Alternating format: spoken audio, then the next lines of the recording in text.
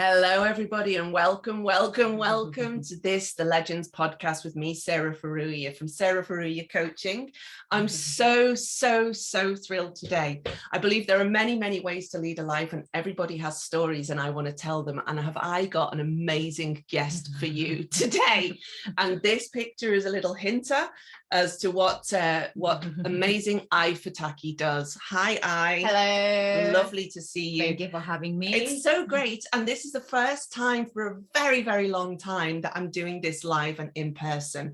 And it's so nice to have round to their house. Of course, we're almost 2 years into the COVID pandemic now. And our numbers are so low in Kanagawa. I actually lives around the corner to me. We both are kind of mermaids, but she's a real mermaid. And I'm kind of like an amateur mermaid. I'm an old mermaid. Doesn't matter. Mer grandma. In the ocean. Mer grandma. And so it's just so brilliant to have her here. And she lives around the corner here in Hayama. We're both about an hour south of Tokyo. And we just love living here, don't we? Yeah. So beautiful. We're both ocean lovers. So a little bit about before we get stuck in here. So is the double freediving Guinness World Record holder. And as the ocean ambassador of Ministry Environment of the Government of Japan, is one of the very few people in the world who conveys the splendors of the sea to us in so many ways. And by representing the aquatic calm and realm in a way that the world has never seen, highlights the meaning and expression of the human water connection. Her films are featured on television programs, commercials, exhibitions around the world. And in 2019, she had her first exhibition as a photographer in Madrid and in Tokyo. And this is from that exhibition. And I nearly bought the one that's like 3 times the size of that, but I settled on the medium-sized one in the end. I love it so much. So Guinness freediving world record holder. So with fins, 100 meters cave dive, and without fin, a 90-meter cave dive. We will link to this YouTube video below because I've watched it over and over again, and I still get nervous when I'm watching it, even though I know she's alive. So it's pretty amazing. She's collaborated with Issei Miyake. She's been featured on NHK with Sony. She was the TED World Talent Search Japan finalist. She's done a TEDx Tokyo on the water connection. Red Bull Extreme Free Diving. She's sat in baths of ice with Wim Hof. And she's a Kit Kat collaborator. Can we show the Kit Kats? So this is amazing. This is her Kit Kats with all her photographs on from this latest exhibition, which was called Nakaima, Here and Now. And I just bought another piece, but I don't have it yet, in the famous Tokyo shopping district of Ginza, where she had her exhibition. And I love the photograph that I bought from there, but I think I'm going to send it to my brother and his husband for Christmas because it's got special meaning for them. And they'll see if they see it. So that's amazing. She's also fluent in Spanish. Hola. English, and of course, native Japanese. Any other languages? I was speaking French. Oh, really? But now, Spanish took it over. I can imitate that. I can speak Thai. Okay. Bahasa. And I look like them, right? So. Yeah. Filipino, Tagalog. Yeah. So you can fake being from other countries. Yes. Okay. I think that's how I survived, in other countries by myself. Amazing. So let's get into it. So tell me a story that had an impact on you or changed your life. I always do things because I never want regret that, I wish I have done. So I always do things that I want to do. And I rather say that, okay, this is not for me, and then I go for it. Or, okay, this is for me, and then I keep doing it. So that's how, my life lead to here. But professional wise, turning point would be TEDx Tokyo, TED. Okay. Yeah, because before that, I kind of knew what I want to do, but it was not clear enough. But by preparing my speech, that got like deep into it. I dove into my thought and my feelings and why and how and everything. And I got clear myself. So when I'm clear, I can share clearly. And then I believe that reach to the people more deeply, I believe. So the story is that you did your TEDx talk and that made you examine yourself really deeply. And from there you understood yourself more clearly, and that was a turning point. Why I'm doing it. Amazing. 2012 that was, wasn't it? Yeah. And what did you discover was your why when you deep dove into that? Well, I think, I'm not like freediving for myself. I'm doing it to share the world from underwater. And because, when we live here on land, we just see the surface of the ocean or of the water, and then we think everything is okay, but it's not. And then they have their life underwater, and so little that we know from there, we don't connect ourselves. But without the ocean, we cannot breathe. Without the ocean, we cannot have the clothes, we cannot have food, nothing. So even though it's invisible, everything's connected. And I want to share that from underwater, because that's, I believe, where I belong to. Well, even though I'm human and I have to breathe.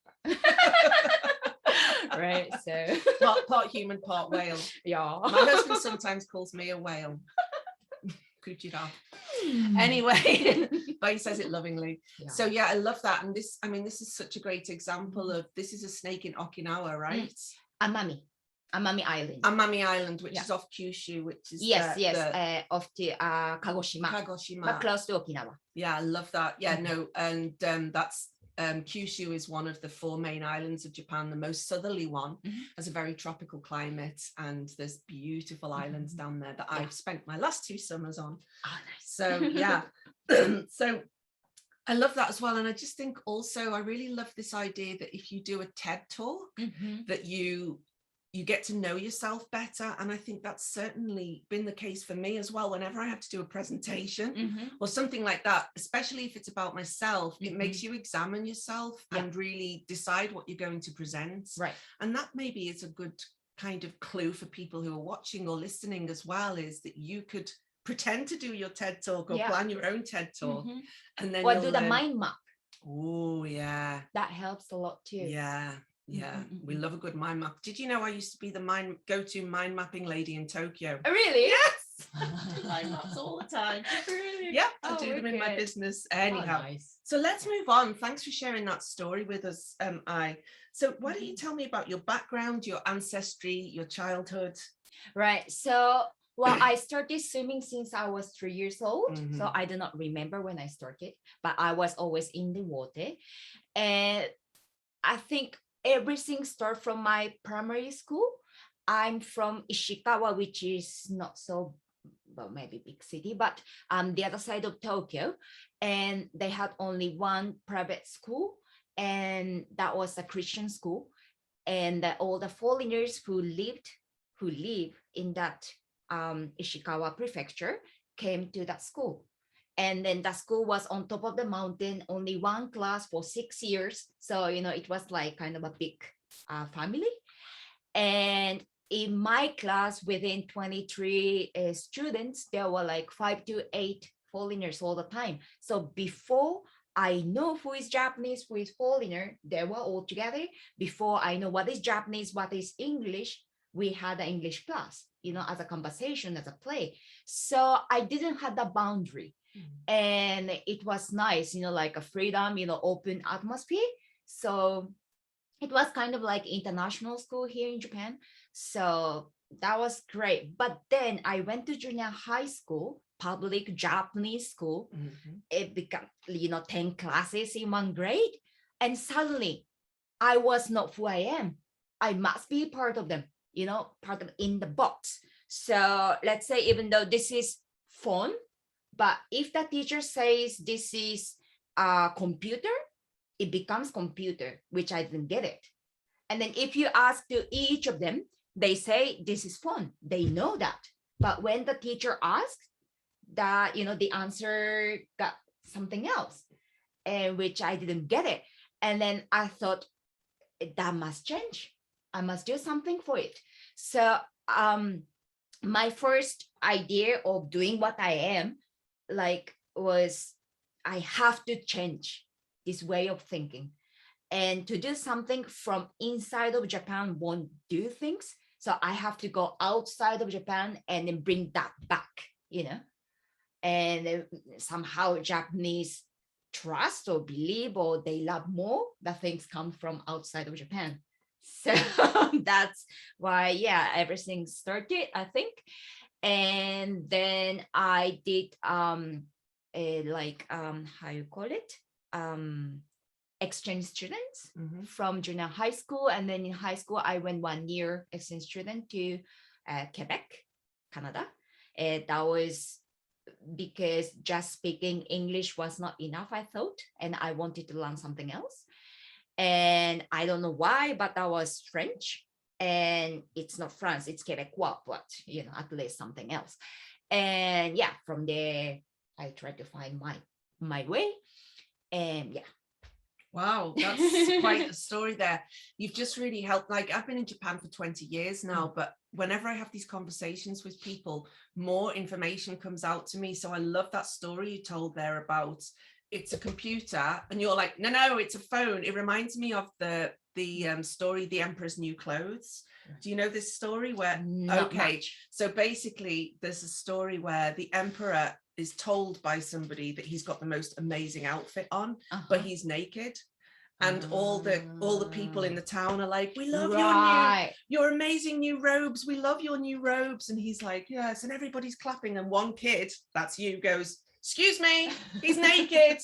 And then they are like, right. Yeah. And then the story goes on like that. And I've always thought in Japan, I have to be very careful when I say lovely new robes and when I say he's got no clothes on. Right. And that's exactly what you just said there, right? Yeah.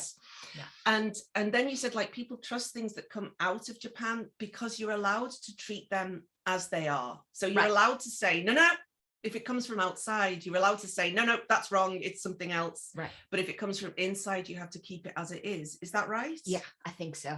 Something like that. Yeah. Something like also, that. Yeah. It's a really interesting, I had to learn this when I came here, but you had to unlearn, you relearn. Both, yeah. So that explains a lot to me about you and why I never knew this story before. This is why I love doing this show, is because I get to learn things about people and really kind of understand them better. Yeah. And understand Japan better and understand myself better and understand the world better. And now we're going to understand the sea better. So where did your love of water come from then? Well, it was not just love, but always when I choose the country or place where I want to learn English or other languages, I was always choosing the place where there's the ocean or there's a beach. So without knowing it, I was always picking those places. But it's not just because I like it or I love it, because I feel that's where I should belong to. That's, where is my place, I think. You know, it's so interesting you should say that. Me and my brother were the same. Yeah. We were raised by the sea because we live near Liverpool, but just on the other side of Liverpool. So our beaches looked out into the Irish Sea. But when we went on holiday anywhere, like we were the first ones to whip our clothes off and like, you know, I can remember jumping into rivers when I was like 8, like from high up stones. You know, my dad would be like, yay, good, go on. So cold, you know, when it's so cold, you're like, oh. Yeah. And but my mum was always like doki. She was always like, sure. Oh my God, what's going on? Because she didn't swim too well. Yeah. Right. But like, and then we were always the last people out, especially my brother, like until our hands were wrinkled, and you know, we just loved it. Loved it. Yeah. So it's that. So you feel like it's not a love of water, it's actually that you feel that much connection to it. That's why I should be. That's where you should be. What does that, tell me about that then. Tell me about the transition you make from when you're on land to when you get into the sea. I don't know, but I think somehow my switch got on. Yeah, but I don't know, I never, because in the the water vibration travels 4 times faster. And in nature, think and act are too late. So I usually leave my brain on the side, and then I get, that sensitive more, more sensitive. And even just a little difference, a little thing, I can, like feel it or notice it. And then I act, for that. So I don't know. The transition is when I touch the water, I think. Yeah. I never thought of it. Yeah. Because I know, I mean, I haven't been in the sea for a few weeks, but when I'm in there, like everything goes away. Everything, like if I've got a hangover, it goes away. Right. If I'm feeling super like stressed and my mind's really like active, that goes away. Right. And it's a different kind. I mean, I don't spend as much time in the water as you, but I just really get that. Right. I get that. Right. Yeah. Yeah. It's really Mother Ocean, right? Yeah, for sure. So tell me about your your journey with this then. When did you first realize this is where I belong? And you were choosing all these different places, and how did you get into freediving? Right. First, my idea was I have to change the Japanese people's mind. So first, I thought the documentary would be the best way to do. So I tried to be a documentary director, but then I got the question, what is documentary? Because when you see like things like this, from here, it will be like, not square, rectangle. But when you see from here, it's circle, but it's the same thing. So it's all depend on, your point of view. And then I was not sure what is true. And then if you work for someone, you have to do things in a short time. And then maybe I have to do things which are not right, or which I'm not, like believing. So I cannot do things and do forth as a true. I cannot share that. So I thought, then maybe documentary, I will make one when really I have to say something. And then that time I was studying, filming in Cuba. But my grandmother died, so I had to come back to Japan. And in Japan, I tried, maybe there's another way to do the documentary, but it was all the same. And that year, when I was 21 or 2021, all the bad things that you can imagine happened. And then I kind of closed myself and I cut all the connection. But then after like a month or so, I thought, I'm still young and I cannot end my life like that. And then somehow I got intuition that I have to go back to the water. And I was like, okay, then what's the thing that I never done before? And that was scuba diving, going down with the tank. And even though I'm low, but when I decide something, it's really quick. So within a week, I was in Honduras, because Honduras was the cheapest place in the world to get a certification and things. And at that point, my Spanish was not that good yet. So I didn't want to lose the Spanish. So I went to Honduras. And the first time that I went totally underwater, I felt this is it. This is where I should be. And that's how I started my underwater life. But because I'm going down with the tank, when you breathe, there's sound. And when you exhale, there's a sound of bubbles. So I can stay underwater long and I can observe things, but all the fish run away. So this loneliness that I felt in Japan, or this outsider that I felt in Japan, I also felt in the water. So like, okay, there's no place that, I can belong to. But somehow a friend of mine asked me if I wanted to try freediving. And that time I was in Mexico. I was working there for like 5 years. And then I was like, I need a break. I need a vacation. And that freediving course was in Thailand. So I was like, that's good. Let's go to Thailand. And I went to Thailand. And then when I did freediving, boom, another boom. That's it. Because freediving is same as whales, same as dolphins, same as turtles. So I can be in the water as same as them. So I can be one of, in the water. So I can truly share, how they are in the water, most, like natural way, not like defensive way that, they used to do with the human. So that's how I started freediving. Wow. Wow. So many questions. This is so amazing. So first of all, I like the way you were just like, so I was in Cuba. Why were you in Cuba when you were 20?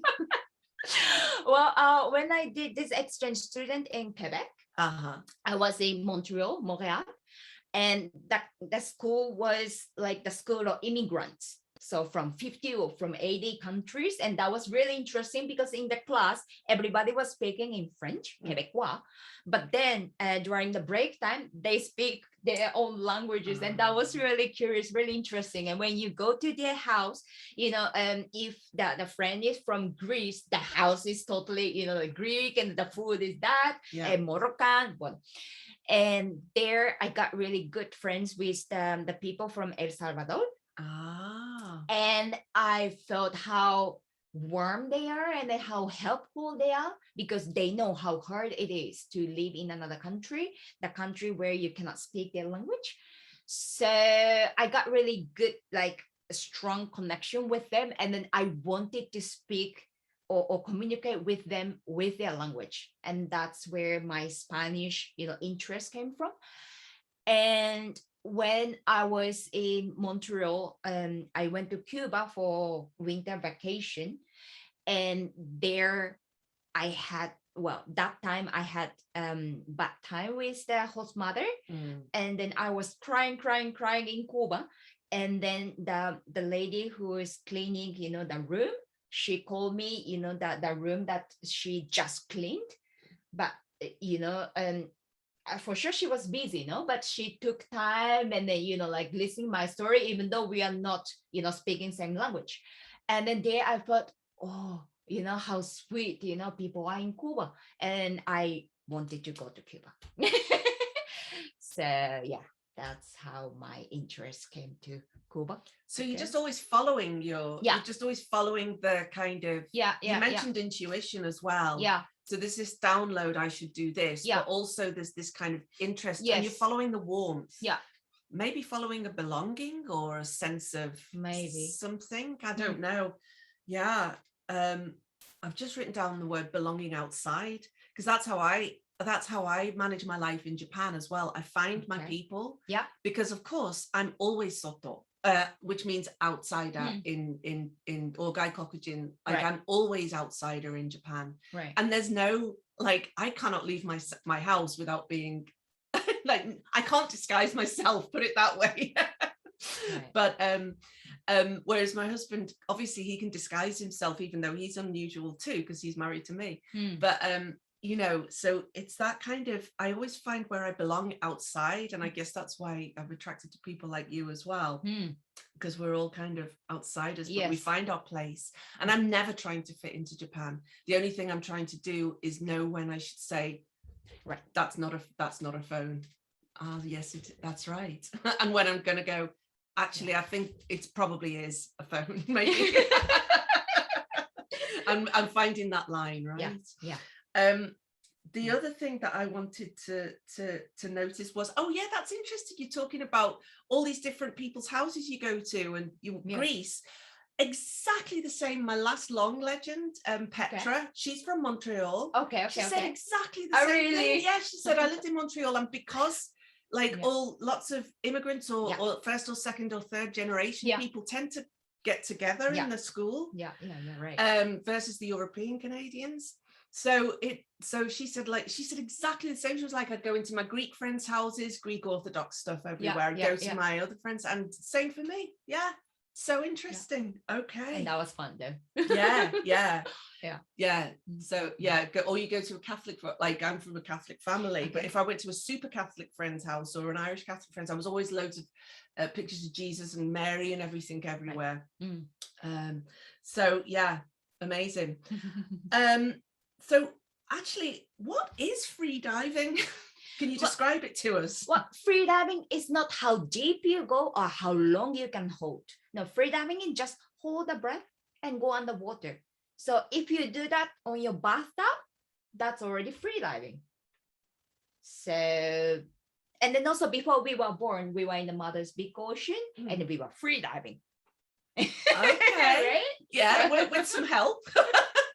With some mama oxygen help. Yeah. Oh, I love that. So so how do you then develop the skill of free diving? I mean, it sounds like to you it came quite naturally, but how does one develop that skill? Because, you know, obviously when I'm out in the ocean and stuff, I don't like scuba diving. I have done it. I've got my paddy and everything, but it hurts my ears. Right. So it's just, and also for some reason, I don't know why, when I'm scuba diving, I can never get my levels right on the, so I'm always, it's always like, and my body's always pulling me back, or like, and then I'm like, then I let out too much, and then so I'm always up and down, but I'm sure yo-yo, right? Yeah, like exactly like a yo-yo. But if I tried that again, I love snorkeling. And so when I'm snorkeling, I try, because I know you as well. It's like, and because of the, of course, we're in Japan, so the pearl diving and the shellfish diving, hammer divers ladies, they're pretty amazing too. Yes. But so I'm always kind of trying, but it's so hard that I need to get my technique up. So I'm genuinely into, because I'm always thinking, how does I do it? How does one develop this skill to not feel like your head's being crushed because of the pressure, and also like I'll be like, okay, and then go down, and then I'm like, I'm trying to get up to the surface. So anyway, how does one develop the skill of free diving? Well, there are schools. There is freediving school, and then I think it's the best way to start, because it's easy to get the bad customs, and once you have the bad habit, it's so hard to get rid of it. So and then also ocean is not controlled swimming pool, so it's better though, so that you know the right technique and you know right way to breathe and right way to be in the water, or what you have to allot. So and then also that's how I started my freediving. I was in the freediving school, and then I was there a year, 2 years, so I don't remember now. But yes. I see that's really good. So always learning from experts and masters and people who've already So it's but the internet, they are not always true. You know, everybody says from their experience, maybe for them it works, but maybe that's not correct. So so you have to be careful and be mindful of where you're learning this stuff from. Love that. Same for anything, actually. Same for coaches as well. True. So what would be the top 3 kind of just technical things that one has to remember when you're free diving? One, I think 90% is here. Wow. Okay. So more than physical. You must be calm yourself. And that's it. Okay. That's it. That's all 3 points. Brilliant. And then also the breath in the air.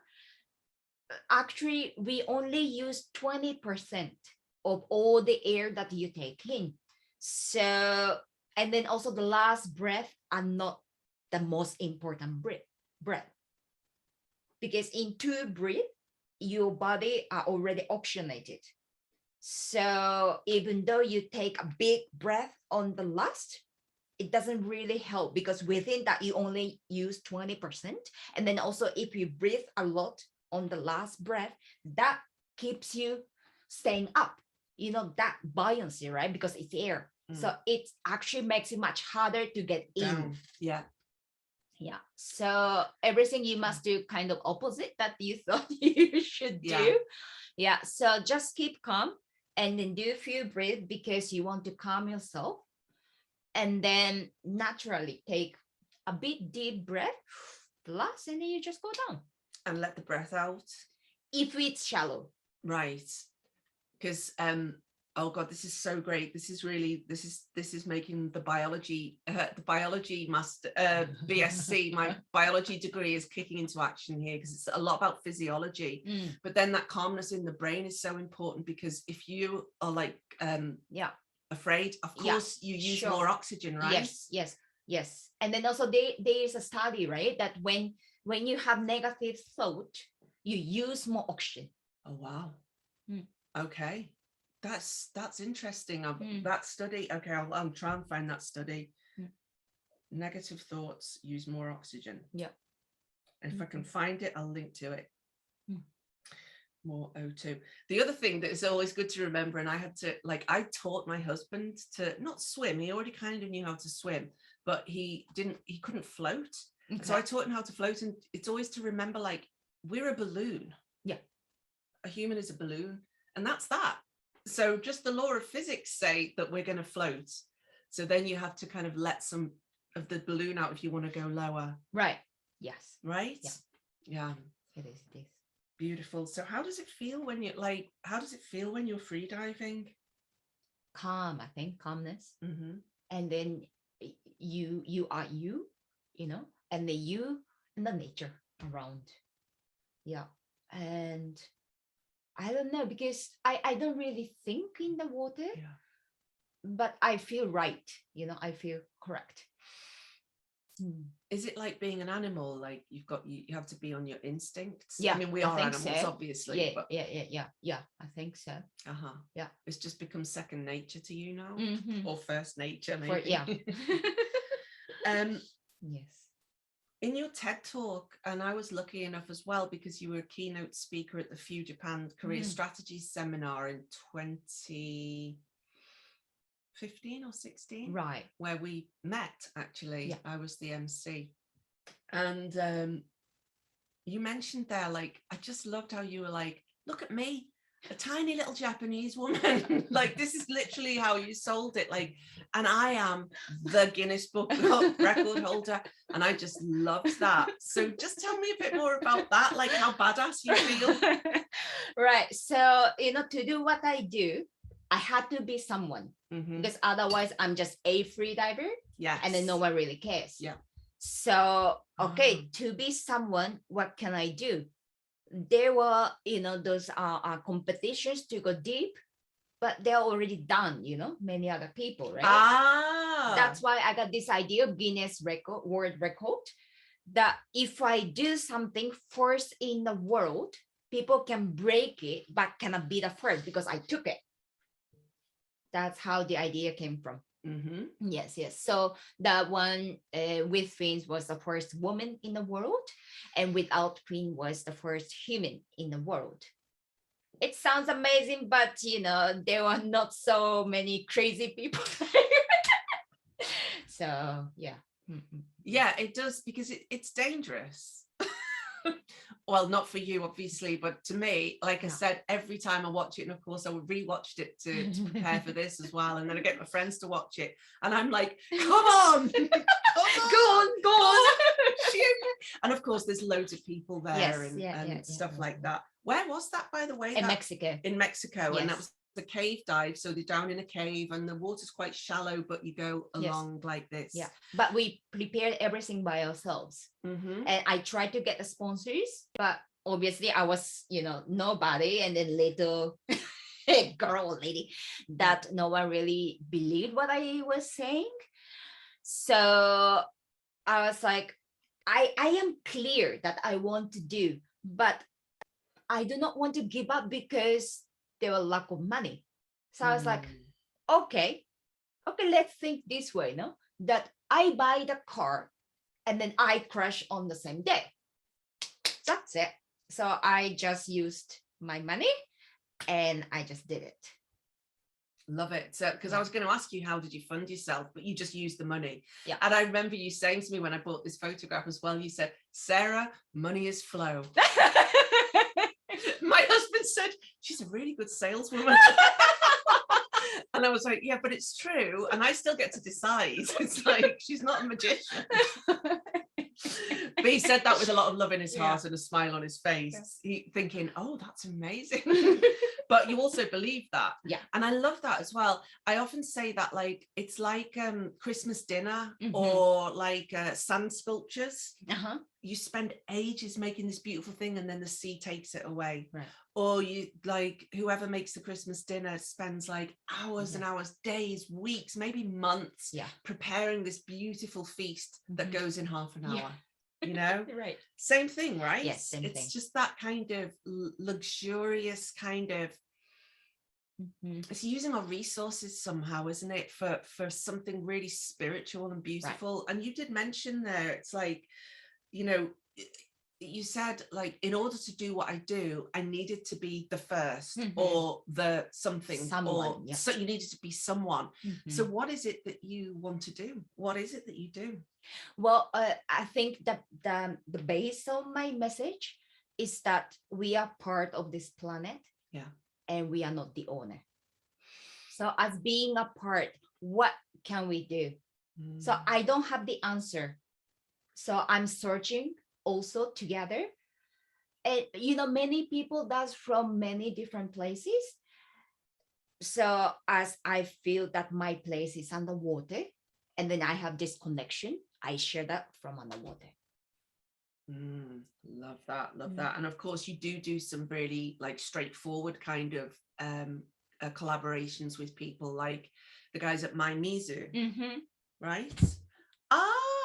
Okay. This is the bottle collaborate with My Mizu. So why don't you tell us about that, My Mizu? So who is My Mizu and what do they do? I should interview them actually. Yes. Should. Yes, for sure. I'll introduce you. I'm going to put them. I think I know them. You know them? Yeah. Okay, perfect. Yeah. So, well, it can, because, you know, what I do, well, the good thing of what I do is I'm not just blah, blah, blah. I have, you know, the pictures and, you know, the images that, you know, helps me, that says that, you know, what I say is what I do. And so from my pictures or the images that I am in, it's not to show off who I am, but I wanted people to feel the connection and to inspire, you know, like at the seed, you know, that, you know, open their heart, because to change something, one must change from the heart, not by thinking it. So I do, that's why it doesn't matter if they speak our language or not, because, you know, that goes direct to the heart, right? So anyway, with My Mizu, what I do is kind of like inspirational talk or the things. And then when people hear, they want to do something, but I'm not giving them the solution. And that's why it's good to have with My Mizu. What they do is they have a free application to share where they can recharge the bottle with the free water and stuff. Because before, even though people bringing their own bottle, if they drunk their water or whatever, they must buy. Yeah, go to the vending machine or to the convenience store and buy another PET bottle. Yes, because there are not many places that where you can refill your bottle. Yeah. So the My Mizu did this application that, you know, wherever you are, they are showing where you can refill for free. Absolutely brilliant, isn't it? So basically you get like a Google Maps kind of thing, and it shows you where the water fountains are that you can go and recharge or fill up your thing. Your and bottle. This is one of your photographs, right? Yes. Coral. Yes, just look at that. Look how beautiful that is. It's so abstract, and it's actually got the My Mizu times Futaki yes on there. So, you know, I start like as I inspire people, and then the My Mizu bring them, you know, as a movement. No. Yeah, I mean, I love this because, of course, there's a very practical side to My Mizu. That's a good idea. But when you're talking about the heart connection, and that is what my whole podcast is about, actually. It's about, I've got goosebumps. I've got FBGs, full body goosebumps. You all know what I'm talking about there if you listen. Yes. It's these stories. I think the stories are so important. Storytelling is so important, and that makes the heart connection. Right. I mean, I can teach coaching, I can tell you about coaching, I can download about psychology and biology and so on. But actually, when I listen to somebody like yourself and put it all together, like, you know, where does your money come from? And you're like, I just treat it like a car that gets crashed on the same day, right? It's like, or that's amazing. That's really good to me. How did you get to be this way? Like, how did you get to be so bold and so brave? Oh, it's because you went to an international school when you were younger, and that made you have this very different kind of attitude and outlook. Open-minded. Yeah, and opened your mind up to everything and made you see where the emperor's new clothes kind of stories were as well. But there's also something that I try to do as well, is to kind of treasure the culture that I'm in as well for what it is, while at the same time, you know, coaching. And I just think it's so important. Storytelling is so important. That mind-heart connection is so important. Intuition, we talked about intuition, instinct, inspiration. That is what brings stuff alive for people. So when you're going and charging your bottle, your recycling bottle, you may be thinking about and you may be thinking about Robin, and you may be thinking about those people and how brilliant they are. And you may have an idea of your own while you're doing that, or you may just be so grateful to the water, or you may be thinking about the ocean. And these are the things that really kind of set us off, right? Yeah. Am I on the right track? Yes, totally.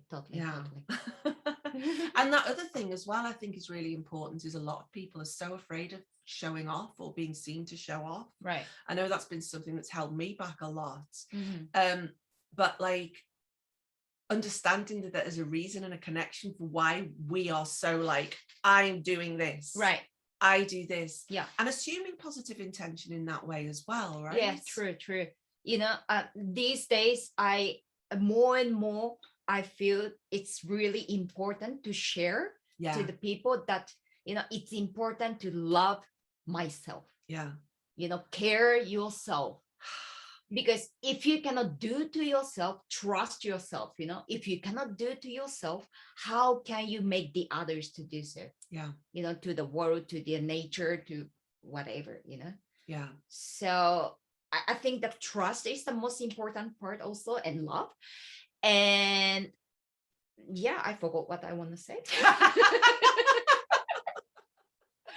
But yeah. So yes. Maybe the listeners can fill it in for themselves, because we're kind of entering a realm now, and we need, because this is a podcast, we need to keep talking.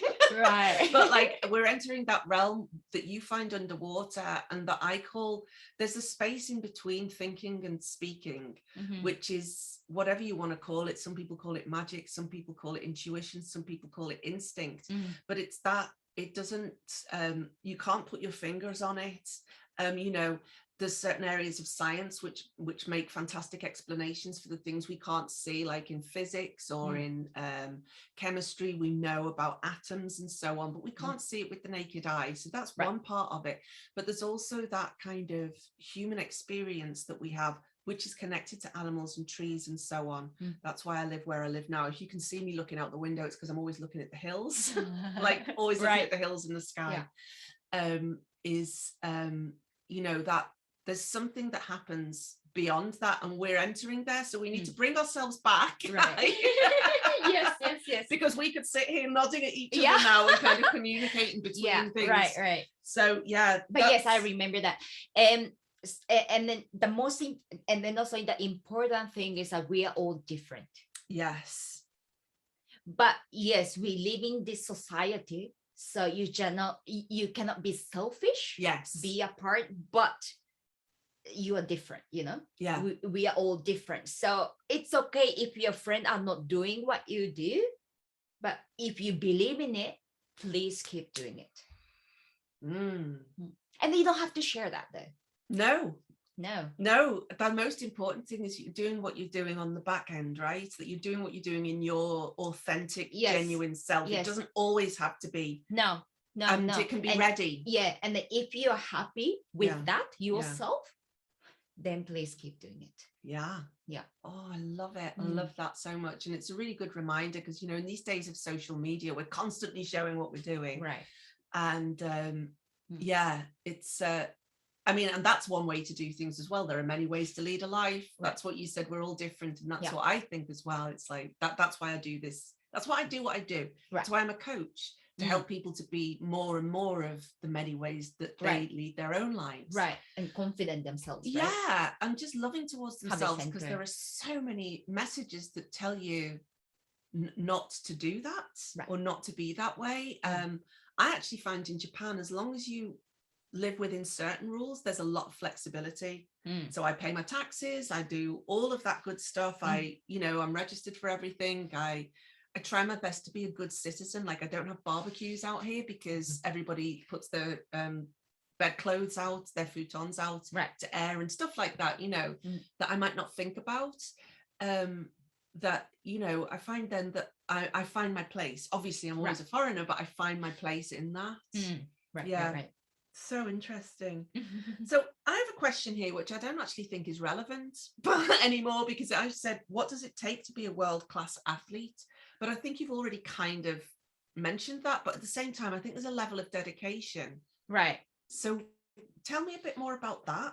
Well, I'm not sure if I'm athlete or not, but I think so. I think that's one label we can give you. I think you're probably more like a spirit, but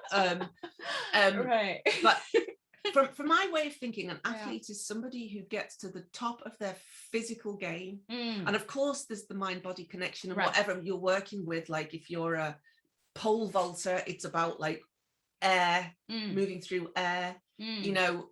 There's like how you launch off your feet, so there's physics involved.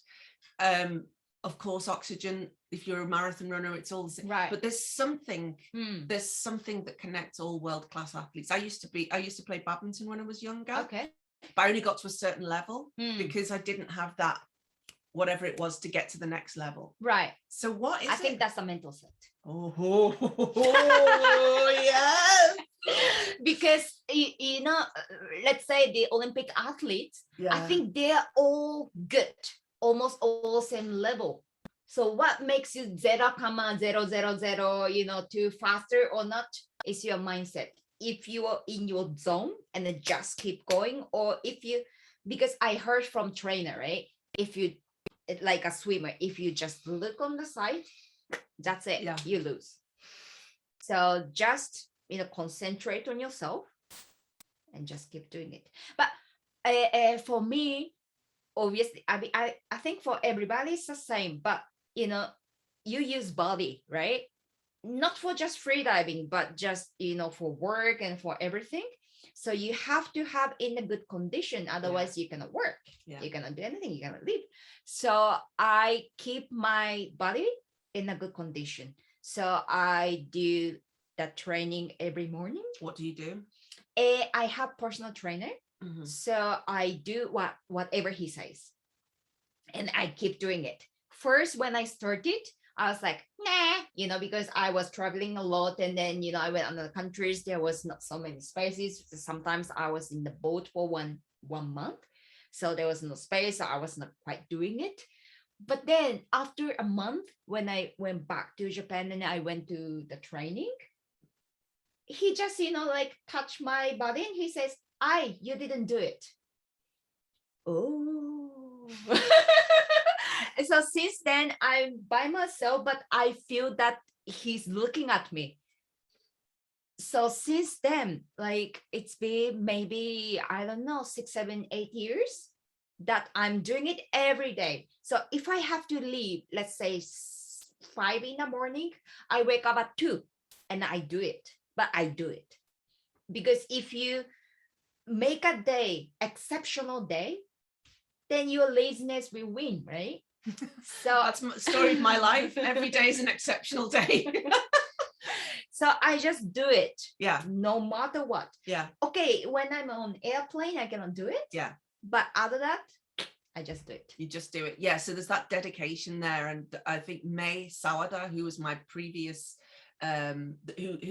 whose podcast released this week, she does Cirque du Soleil, so she does all the silks, and she just says, I just have to keep going and going and going and going and just keep going.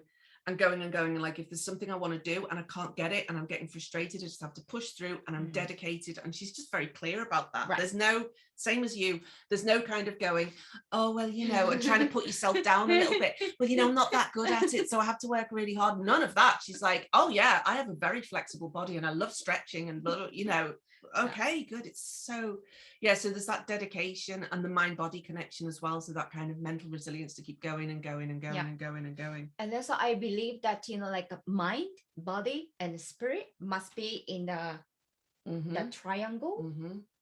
Not, you know, mind is, you know, more stronger than the others, or the body, you know, it must be. And for those people who are my clients, they know that in my business I have science, psychology, and then magic. Okay. But you could call it spirit as well, but I don't kind of want to say I'm spiritual or something like that. Right, I'm not.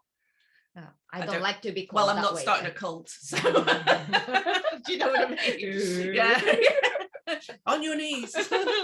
So yeah, it's like that science, psychology. So for you, for what you just said, like body, that's for me that kind of like oxygen levels, like that's a measurable thing, right? And then psychology is that mindset piece, and then it all intersects, right? Everything intersects, and then the piece in the middle is whatever that is, like your authentic self, or or our animal self, or transcended self, or the person who can spend like minutes underwater. What's the longest you've spent underwater? Well, I did 6 minutes, but I have to say that everybody, we all can do. Yeah, that's the thing. I did it because I had to. Yeah, when I was still learning freediving, my teacher said, you know, you have to, well, you have the ability to do it, and you just have to do it.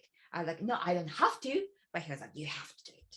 So actually he put his elbow on my head and he just put me in the water, because, you know, I'm not the competitor for freediving. No. So I don't care how deep I go or how long I can hold. Yeah. I hold enough and then I go deep enough for what I do. And that's okay. But when I was learning, I had to do that. So like, pulling my butt. But anyway, we all can do. Yeah. That's the thing. We all can do. The mind that, no, I cannot, that just closing your possibility. Amazing.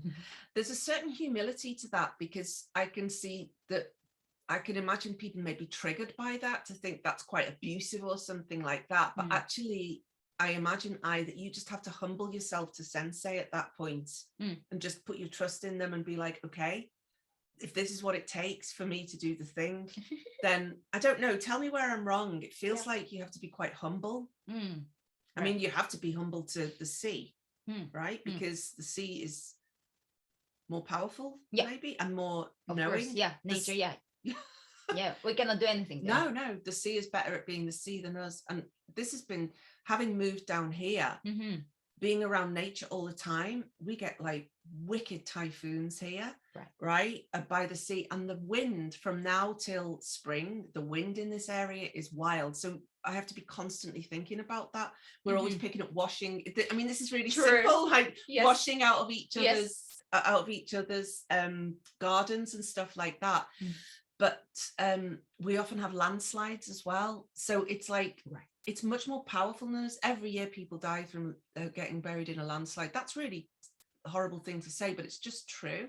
And it's just different things than I had to deal with when I lived in Tokyo. And things are much more just set up for humans not being in nature. Right.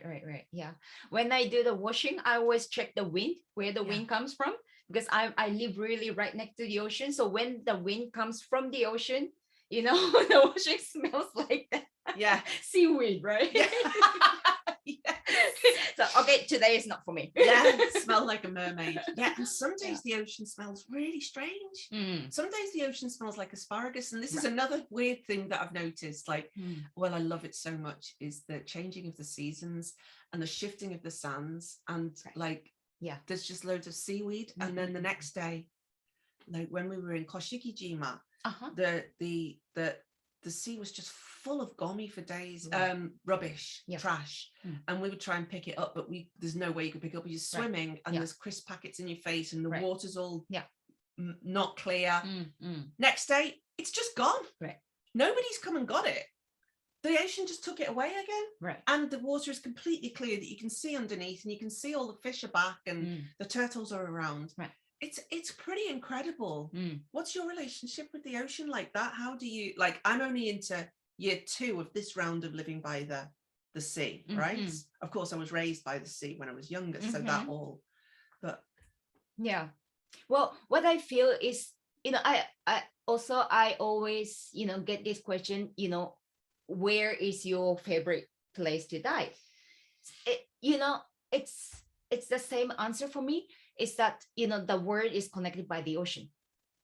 That's what I feel though. And then ocean is also always moving. So even though the place is famous for the beauty or the clearness of the water, but if there are current that bring the rubbish in, you cannot see anything. And if the place is not so beautiful, but there are days that, they're clear. And same thing for fish, that the place like Mediterranean, it's quite maroon, how you call it? It's quite brownish.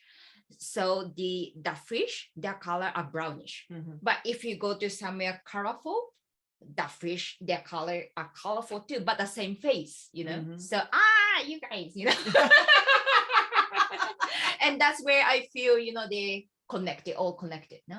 Yeah. One day, ambassador, how you say it, ambassador from Micronesia, he said that Micronesia, there are many islands, and people think that the ocean divide from one island to the others, but no, actually ocean connects from one to another. And I quite liked how he described it. Yeah, and I think that especially like somewhere like Micronesia or something like that, where the ocean is everything. Like, so these things fascinate me, to connect these things. I heard that but so that certain people, they can tell just by the waves changing if a boat is 100 miles or something like that away. I know, I'm just thinking about the beautiful cartoon called Moana now. Oh yeah. Yeah, because then that really, if you, it's just that sense of being in constant relationship with the ocean, especially the ocean. Okay, so this is kind of like a bit of a kind of starry question, but like, have you ever felt like super dangerous? Because tell me a few of the animals, the sea creatures that you were in with sharks, whales, all this kind of stuff, and you swim with them as though you're one of them. And I think, oh no, you're not. Are you on this one? No, I'm not. No. But anyway, so if you go on Futaki.com, you can see her in the water, but you can also see her sometimes being photographed by other people with whales, next to whales, with sharks, etc., etc. So what can you tell me? Okay, so there's 2 questions. One is, have you ever felt like you were in danger, and how did you get out of it? And secondly, like what kind of really super wild kind of transcendent experiences have you had with animals? So what I scared the most is human. I'm most scared of myself. So because in nature, when something happens, there always something before that. Okay. So if you are aware of that, then you can, just act for that, right? So so in the water, I leave my ego on the shore. Because I think ego is the one that kills you in nature. And then also I always be in the water to respect their world, because it's their home, and then I'm the visitor. So I try not to get in that, I'm human and then I can do whatever I want. It's not like that. Yeah. And then I believe when I respect them, they respect me. So that's how I start to, introduce myself to them, and then, all the things. No, and so I go in there as I'm the visitor, but also when I do what I do, I be in the water as I'm part of them, as that's my home. So first, obviously, those animals, they scared me, or they act weirdly, but I tell to them, in my mind, that I always live here. If you never see me, maybe your eyes are not good, you have to go to the eye doctor. No. And they're like, maybe she's right. They start to be natural. So yeah, and that's how I be in the water. And the most memorable thing that I still remember is that I never had a way to know who I am swimming with. Like, they kind of all look same, right? The same species.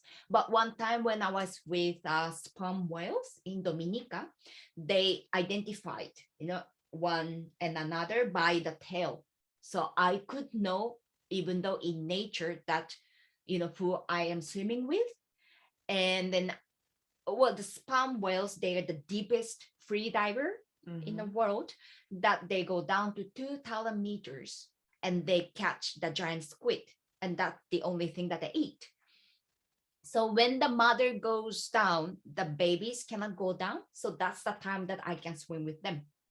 So I had swum like 3-4 times with the same, how to say, brother and sisters, maybe. And the last day of swimming with them, and after 40-45 minutes, that's the dive time that mothers do. And they suddenly went to one direction. So I thought, okay, their mother just came up and they go for food.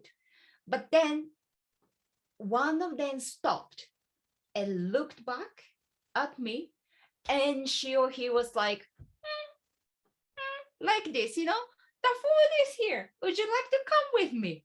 And I was like, bueno, but I'm not eating giant squid. So I just, I didn't move. So he was like, okay, bueno, see you next time. And then they just gone. You think it's in my imagination, No. but that's in the video. So actually that happened. And that made me, they, how to say, recognize me, and then they welcome to their family, right? Yeah. And that's beautiful. Oh, I was just thinking there was a nice big piece of sashimi waiting for you. Right. But it was funny. Sometimes, those palmers, they have the tentacle of the squid. Yeah. Sticking out their mouth. Oh no, like if we get a bit of spinach in our tea. Right. And you're like, girl. Yeah. How funny. Yeah. Oh, that's so funny. Have you ever seen a giant squid? No. Okay. No. Yeah. I find them fascinating. I could sometimes go down like holes, Google holes, and giant squid has been one of those, like the whole day just watching and looking and going from thing to thing. Yeah. How often do you go in the sea now? Every day? Or after COVID, it's not, well, as I live right next to the ocean, so I try to swim every day. So I went yesterday. Do you do anything else like stand-up paddling or anything? I did, but at the end, it's so many things that I have to carry. So I just go by myself. That's why I mean, in my head 2 years ago, I was going to be like this in my head. But then I was like, oh my God, I have to get my wetsuit on. I have to go to the I have to pick up my thing, or I have to go and negotiate to get somewhere to park it, and then I have to carry it down. If it's windy, you're like that. And I look at all the windsurfers and stand-up paddleboarders on the beach every day, and I think, wow, you've got so much gambate mas. And I'm just like, I'd rather just put my bikini on and have a little. Yeah. I'm the same. Yeah. Okay, here's a really straightforward question. I can't stand putting wetsuits on and taking them off. It drives me insane. And sometimes I even like pull my neck muscles. Right. What's your trick for getting, or are you just is it just second nature to you now? Yes, second nature. It's my second nature, and also my wetsuits are more flexible, I think, so it's easier to wear. But the trick is a plastic bag. You put your hand on your feet, and it get in easily. Oh my God. Plastic bags are very rare these days, so I'll have to look out for. Yeah. Or baby powder. Okay. Good to know. But plastic bags better. Yeah. Oh my God, so good. All right, I'll be keeping the ones that come on the toilet roll from now on. Help me to get in and out. Okay, I'm just interested in this because so many people have been like fascinated by Wim Hof. So he's the guy who does like the ice training where you get in really cold water, and he's climbed Mount Everest in a pair of shorts and all this kind of stuff. Obviously he's a bit like I, on another different level, but of course then everybody comes in behind him and the wellness industry picks up on it. Right. I'm interested to know about your journey with Wim Hof. Right. So, you know, before you never heard of anything before, but suddenly, you know, there are many people tells you things, no? And then that's, for me, that is like, oh, maybe I have to look at that. And one of them was Wim Hof. Yes. Like suddenly from one day to another, many different friends told me about Wim Hof. Yeah. And they're like, you should, you know, like train with him and stuff. First, I don't know. But then I was like, wow, if that much of people, you know, telling me, maybe that's something I have to do, you know, follow the intuition also. So I went his workshop. It was in Spain. It was summer, so at least that was not that bad, you know, outside. And then did this ice bath training. And it was interesting. And then at the end, it's all about mindset. Yes. So yeah, that's it was interesting. It was great training. And then also there I shared what I do and then what I want to do and stuff.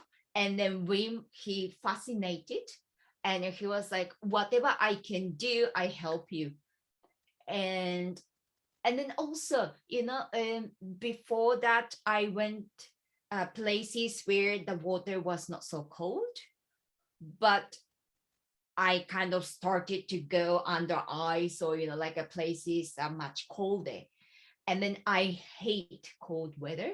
Mm-hmm.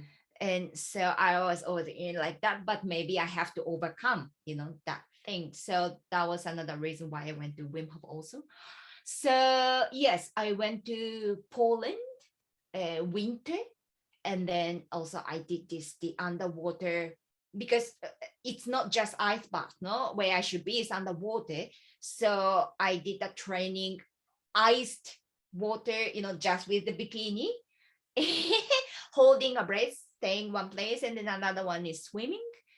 And then walked in the iced mountain with just a pair, you know, like t-shirts and shorts. So the moment is okay, but the critical part, the hardest part is when you finish. Because when you are on, I think your adrenaline is also on, and then you will keep moving. So your body, your blood is also moving, right? But then when you finish and when you relax, all those cold blood goes back to your heart, right? So the coldness is from inside. So even though you drink hot tea, or even though you wear all the warm clothes, it's not from outside, it's from really inside. So you just like shivering and shaking, and that part you cannot do anything. What you have to do is you just have to breathe. You just have to keep breathing. So that was interesting, and it's great to meet him in person. And he's such a positive person, and he's such a powerful, you know, we can do, you know. He seems quite eccentric. Yeah, he is. And I think he lost his wife as well. I think his wife died from suicide, if I'm not mistaken. So I think so. Yeah. So he's got this kind of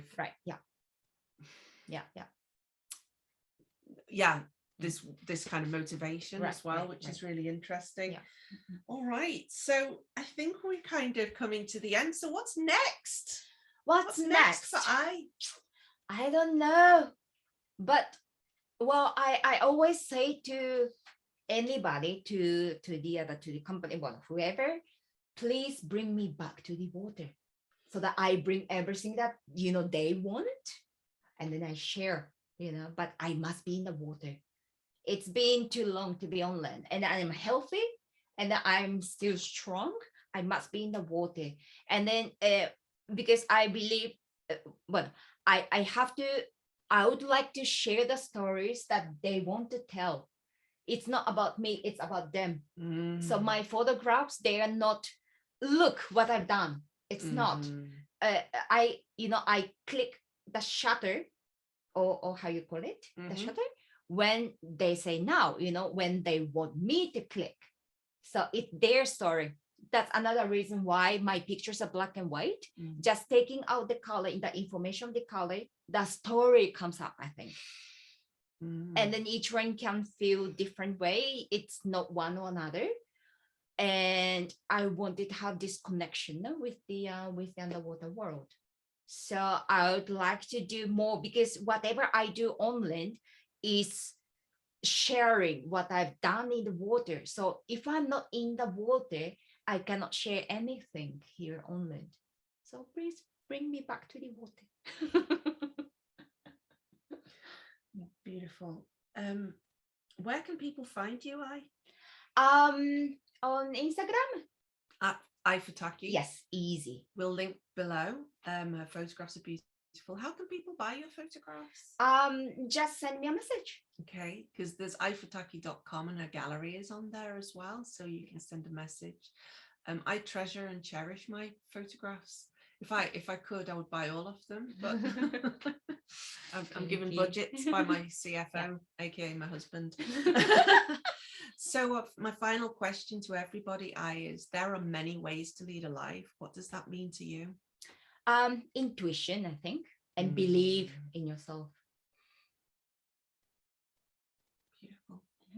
Thank you, What an absolutely terrific day today. Thank you. It's been so lovely to hear you talking about the connection and the way that we're all connected to nature, and the way that we're part of the ocean, and that humility that we have to have, and leaving our ego on the shore, whatever that means to us. I'm certainly going to be thinking about that, and how I can connect more to that, and connect more to nature, and put myself more into nature.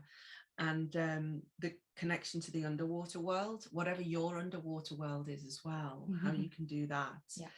And sharing the stories that people have to tell. There's this humility to this, and for me, humility and confidence come together. There's no separation between them.